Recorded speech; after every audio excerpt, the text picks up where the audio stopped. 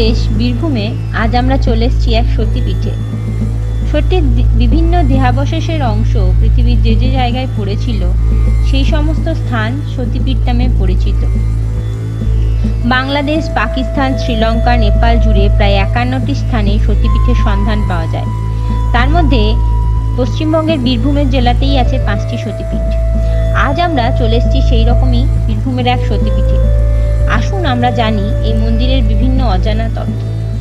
সাঁইথিয়া শহরের কেন্দ্রে এই মন্দির অবস্থিত। মন্দিরের পাশেই নজর কাড়ে জগন্নাথ দেবের মন্দির। শাক্ত ধর্মের সঙ্গে বৈষ্ণব ধর্মের এইরকম সহাবস্থান খুবই কমই চোখে পড়ে। এই মন্দিরে জগন্নাথ, বলরাম, সুভদ্রার মূর্তিটি পুরী থেকে তৈরি করে আনা হয়েছিল। এই জগন্নাথ দেবকে কেন্দ্র করে বড় করে রথযাত্রা উৎসবও এই শহরে পালিত হয়।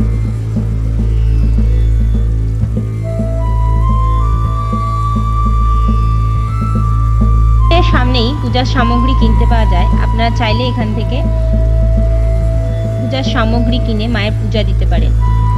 মন্দিরের তোরণদ্বার দিয়ে প্রবেশ করলেই লক্ষ্য করা যায় বিশাল একটি বটগাছ।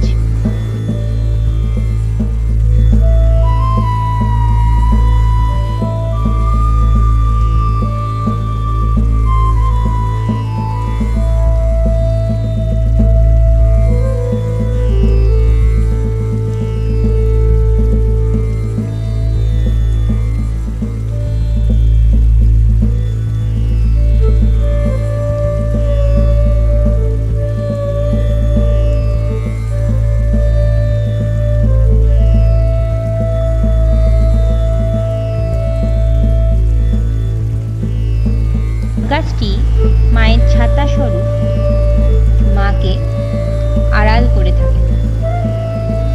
মায়ের গাছের গায়ে বাঁধা লাল হলুদ সুতো, মানতের লাল হলুদ সুতো মনকে এক অদ্ভুত প্রশান্তি এনে দেয়।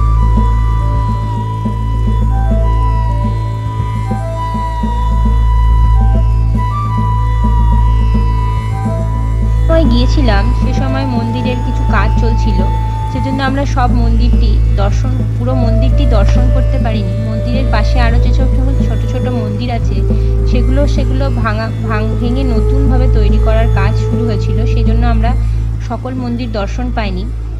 মায়ের প্রধান মূর্তিটি সেটি রাখা আছে, সেটির পুজো হয়, সেটি আমরা দর্শন পেয়েছিলাম।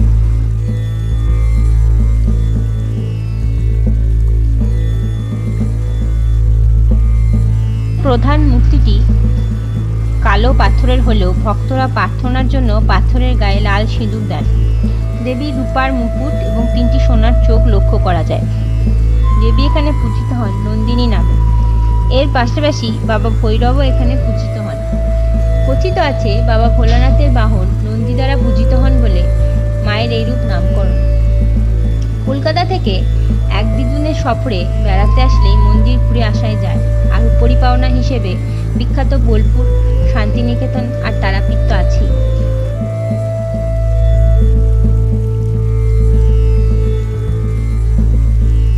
আর নন্দীর পুজোর পাশাপাশি এখানে বাবা ভৈরবেরও পুজো হয়।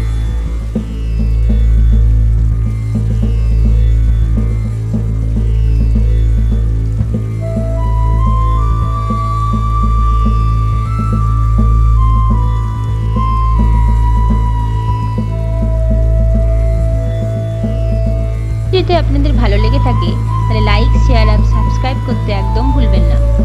এর মতন এটুকুই, দেখা হচ্ছে অন্য কোনো ভিডিওতে।